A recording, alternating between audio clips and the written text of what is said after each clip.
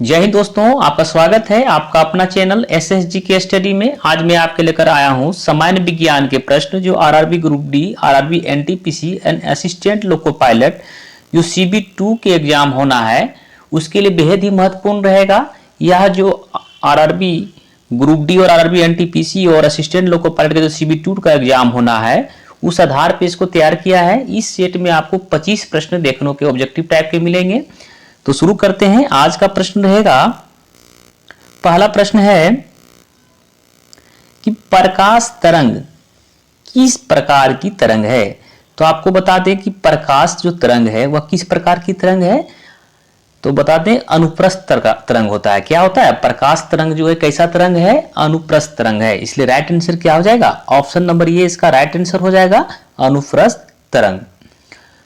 इसमें दिया हुआ अनुदैर्ध्य तरंग जो है, यदि प्रश्न आपके लिए रहता कि ध्वनि तरंग किस प्रकार की तरंग है तो हो जाती क्या? अनुदैर्ध्य तरंग हो जाएगा। लेकिन इसमें प्रकाश तरंग पूछ रहा है तो अनुप्रस्थ तरंग हो जाएगा। राइट आंसर क्या हो जाएगा? Option number A. नेक्स्ट प्रश्न रहेगा आपके लिए। नेक्स्ट प्रश्न है कि अम्ल तथा भस्म के परीक्षण में किसका प्रयोग किया जाता है। अम्ल तथा भस्म यानी कि क्षार के परीक्षण के लिए किसका प्रयोग किया जाता है। तो आपको बता दें अम्ल तथा क्षार के परीक्षण के प्रयोग किसका किया जाता है? लिटमस पत्र का प्रयोग किया जाता है। किसका प्रयोग किया जाता है? लिटमस पत्र का। राइट आंसर क्या हो जाएगा? ऑप्शन नंबर ये इसका राइट आंसर हो जाएगा, लिटमस पत्र। एग्जाम में बहुत बार आता है कि लिटमस पत्र किसका बना होता है। इसे आप ध्यान रखेंगे कि लिटमस पत्र किसका बना होता है। तो आपको बता दें लिटमस पत्र जो है लाइकेन से बना होता है। किसका होता है बना? लाइकेन। इसे भी आप लोग ध्यान रखेंगे। लिटमस पत्र के बारे में पूछा जाए तो लाइकेन का बना होता है।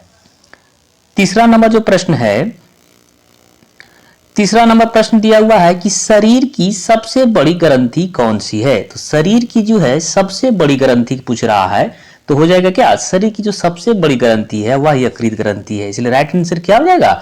ऑप्शन नंबर सी इसका राइट आंसर हो जाएगा, यकृत ग्रंथि। आपके लिए प्रश्न रहेगा कि आपसे यदि पूछा जाए कि मानव शरीर की सबसे बड़ी कोशिका कौन सी है। अगर आप इसका जवाब जानते हैं कि मानव शरीर की सबसे बड़ी कोशिका कौन सी है तो इसका जवाब कमेंट में दीजिए कि मानव शरीर की सबसे बड़ी कोशिका क्या है। इसका जवाब आप कमेंट में बताइए। चौथा नंबर जो प्रश्न दिया हुआ है इसको देखते हैं। रॉकेट की कार्यप्रणाली किस सिद्धांत पर आधारित होती है। तो आपको बता दें रॉकेट की जो कार्यप्रणाली होती है वह किस सिद्धांत पर होती है। तो न्यूटन का तृतीय नियम। क्या है? न्यूटन के तृतीय नियम पर आधारित होता है। इसलिए राइट आंसर इसका क्या हो जाएगा? ऑप्शन नंबर सी इसका राइट आंसर हो जाएगा, न्यूटन का तृतीय नियम। पांचवा नंबर प्रश्न दिया हुआ है कि प्राकृतिक रबर किसका बहुलक है। जो प्राकृतिक रबर है वह किसका बहुलक है। तो आपको बता दें प्राकृतिक रबर जो होता है आइसोप्रीन का बहुलक होता है। इसलिए राइट आंसर क्या हो जाएगा? ऑप्शन नंबर ये इसका राइट आंसर हो जाएगा, आइसोप्रीन। छठा नंबर प्रश्न दिया हुआ है, वायुयान निर्माण में निम्न में से कौन सी धातु प्रयुक्त होती है। तो आपको बता दें कि वायुयान का जो निर्माण होता है उसमें कौन सा धातु का प्रयुक्त होता है तो होता है पैलेडियम धातु का। इसलिए राइट आंसर क्या हो जाएगा? ऑप्शन नंबर डी इसका राइट आंसर हो जाएगा, पैलेडियम धातु। तो आपके लिए बता दें कि यदि मेरे चैनल पे आप पहली बार आए हैं तो चैनल को सब्सक्राइब कर लीजिए ताकि आपको इस प्रकार से वीडियो मिलता रहे। यदि आपको वीडियो अच्छा लग रहा हो तो लाइक कर दीजिए, दोस्तों के साथ शेयर भी कर दीजिए। नेक्स्ट प्रश्न रहेगा आपके लिए, शरीर का तापक्रम कहाँ नियंत्रित होता है। तो आपको बता दें जो शरीर का जो तापक्रम है कहाँ नियंत्रित होता है वो होता है हाइपोथैलेमस ग्रंथि में। इसलिए राइट आंसर क्या हो जाएगा? ऑप्शन नंबर सी इसका राइट आंसर हो जाएगा, हाइपोथैलेमस ग्रंथि। इसमें प्रश्न दिया हुआ प्यूटरी जो ग्रंथि है सबसे छोटी ग्रंथि की बात किया जाए जिसे मास्टर ग्लैंड भी कहा जाता है वह कौन सी ग्रंथि हो जाएगा? प्यूटरी ग्रंथि या तो पीयूष ग्रंथि से भी कहा जाता है। सबसे छोटा ग्रंथि ये है। आठवां नंबर जो प्रश्न दिया हुआ है इसको देखते हैं। सेल्सियस मापक्रम पर जल के क्वथनांक तथा हिमांक होते हैं। तो सबसे पहले जानते हैं कि जल का क्वथनांक यानी कि जल का जो बॉइलिंग पॉइंट होता है वह कितना होता है? 100 डिग्री सेल्सियस होता है, इसलिए इसमें दिया हुआ 100 डिग्री सेल्सियस और हिमांक यानी कि जमता का किसमें है, कितना डिग्री सेल्सियस पे, तो 0 डिग्री सेल्सियस पे, इसलिए राइट आंसर क्या हो जाएगा, ऑप्शन नंबर 20 का राइट आंसर हो जाएगा। जो जल का जो क्वथनांक होता है 100 डिग्री सेल्सियस होता है और हिमांक कितना होता है 0 डिग्री सेल्सियस, इसलिए राइट आंसर क्या हो जाएगा, ऑप्शन नंबर 20 का राइट आंसर हो जाएगा। 9वां नंबर प्रश्न दिया हुआ है, विद्युत मोटर निम्न सिद्धांत के अनुसार कार्य करती है। तो आपको बता दें जो विद्युत मोटर है वह किस सिद्धांत पे कार्य करता है, फ्राइडे के नियम, ना इसको काट दीजिए, फ्राइडे के नियम के अनुसार कार्य करता है, इसलिए राइट आंसर क्या हो जाएगा, ऑप्शन नंबर ए फ्राइडे के नियम। प्रश्न ये भी आता है कि विद्युत मोटर का ऊर्जा रूपांतरण कैसे होता है। तो आपको बता दें विद्युत मोटर जो है विद्युत ऊर्जा को यांत्रिक ऊर्जा में बदलता है। याद रखिएगा विद्युत मोटर जो है विद्युत ऊर्जा को यांत्रिक ऊर्जा में परिवर्तित करता है। और यही प्रश्न रहता है कि डायनेमो जो है इसका ऊर्जा रूपांतरण कैसे होता है, तो वह यांत्रिक ऊर्जा को विद्युत ऊर्जा में कन्वर्ट करता है। इसका जस्ट ऑपोजिट है, विद्युत मोटर का जस्ट ऑपोजिट क्या है, डायनेमो। नेक्स्ट प्रश्न रहेगा 10 नंबर प्रश्न आपके लिए है कि ध्वनि का प्रभाव मानव के कान में कितने समय तक रहता है। बहुत ही इंपॉर्टेंट प्रश्न है आपके लिए कि ध्वनि का जो प्रभाव है मानव के कान में कितने समय तक रहता है। तो ध्वनि का प्रभाव मानव के कान में जो रहता है 1/10 सेकेंड, इसलिए राइट आंसर क्या हो जाएगा, ऑप्शन नंबर सी इसका राइट आंसर हो जाएगा 1/10 सेकेंड। 11 नंबर जो प्रश्न दिया हुआ है, अमीबा में भोजन का अंतर्ग्रहण किसके द्वारा होता है। तो आपको बता दें अमीबा में जो भोजन का अंतर्ग्रहण होता है वह होता है कुटपाद के द्वारा। यह एग्जाम में बहुत बार पूछा गया प्रश्न है, इसे आप ध्यान रखेंगे कि अमीबा में भोजन का जो अंतर्ग्रहण होता है वह किसके द्वारा होता है, कुटपाद के द्वारा। राइट आंसर क्या हो जाएगा, ऑप्शन नंबर ए इसका राइट आंसर हो जाएगा कुटपाद। 12 नंबर जो प्रश्न दिया हुआ है उसको देख लेते हैं कि फलों को कृत्रिम रूप से पकाने के लिए कौन सी गैस प्रयुक्त की जाती है। तो आपको बता दें फलों को जो कृत्रिम, यहाँ क्या थे, यहाँ पे ध्यान रखिएगा आप लोग, क्योंकि फलों को कृत्रिम रूप से पकाने के लिए कौन सी गैस प्रयुक्त की जाती है। तो आपको बता दें एसिटिलीन का प्रयोग किया जाता है। किसका, कृत्रिम रूप से पकाने के लिए एसिटिलीन का प्रयोग किया जाता है, इसलिए राइट आंसर क्या हो जाएगा, ऑप्शन नंबर डी एसिटिलीन। यदि यह पूछा जाता कि फलों को पकाने के लिए किस गैस का प्रयोग होता है तो हो जाता एथिलीन। क्या हो जाता, एथिलीन। याद रखिएगा एथिलीन हो जाएगा, लेकिन कृत्रिम रूप से यदि पकाना है तो एसिटिलीन का प्रयोग किया जाता है। 13 नंबर जो प्रश्न दिया हुआ है उसे देख लेते हैं, डीजल इंजन का आविष्कार किसने किया। तो डीजल इंजन का जो आविष्कार किया था वो किसके द्वारा किया गया था, रूडोल्फ के द्वारा। राइट आंसर क्या हो जाएगा, ऑप्शन नंबर सी इसका राइट आंसर हो जाएगा रूडोल्फ।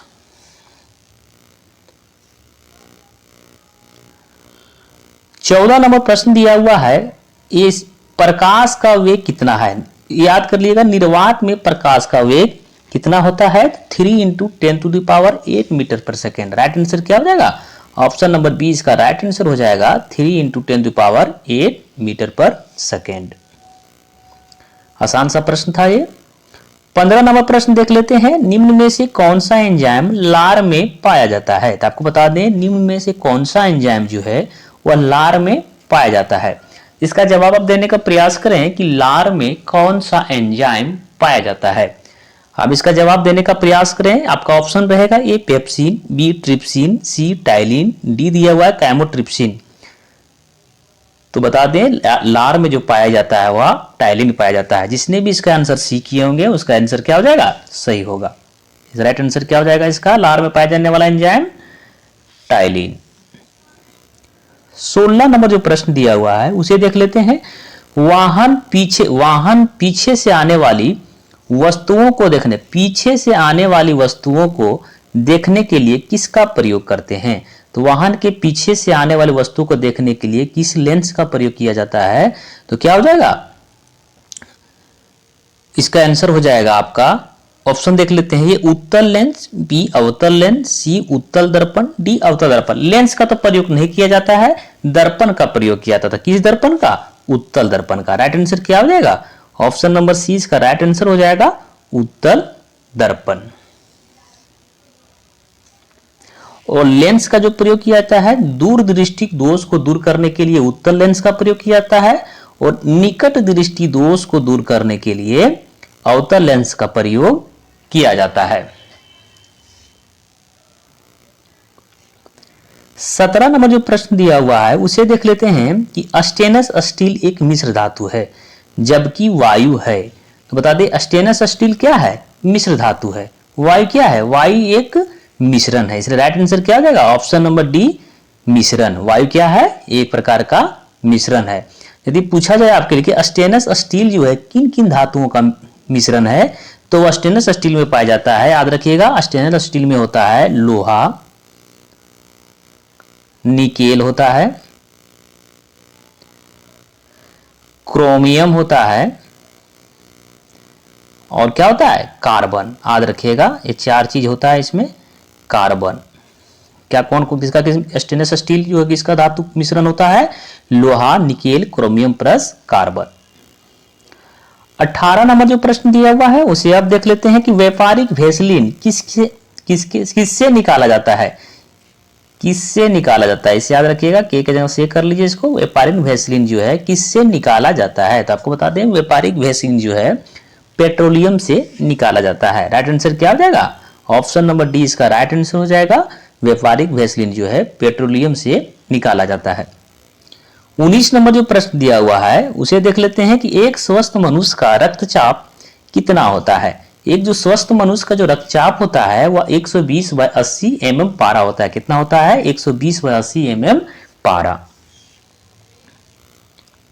20 नंबर जो प्रश्न दिया हुआ है कि सूर्य ग्रहण के समय सूर्य का कौन सा भाग दिखाई देता है। यह भी बहुत इंपॉर्टेंट प्रश्न है कि सूर्य ग्रहण के समय जो सूर्य का है वह कौन सा भाग दिखाई देता है, तो सूर्य क्रीट दिखाई पड़ता है। कौन सा भाग, सूर्य क्रीट, जिसे कोरोना भी कहा जाता है। राइट आंसर क्या हो जाएगा ऑप्शन नंबर बी सूर्य क्रीट।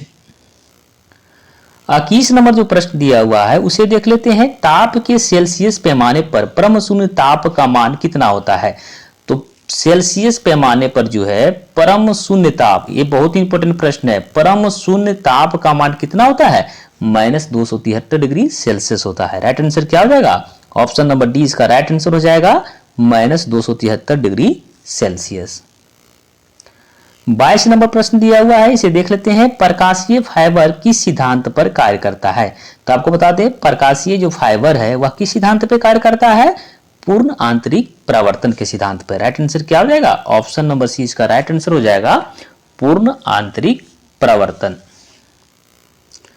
23 नंबर प्रश्न दिया हुआ है मनुष्य के मस्तिष्क की सबसे बाहरी झिल्ली कौन सा है। तो मनुष्य के मस्तिष्क की जो सबसे बाहरी झिल्ली है वह कौन सा है, ड्यूरामीटर। राइट आंसर क्या हो जाएगा ऑप्शन नंबर सी इसका राइट आंसर हो जाएगा। जो मनुष्य के मस्तिष्क का जो सबसे बाहरी झिल्ली है वह कौन सा है, ड्यूरामीटर।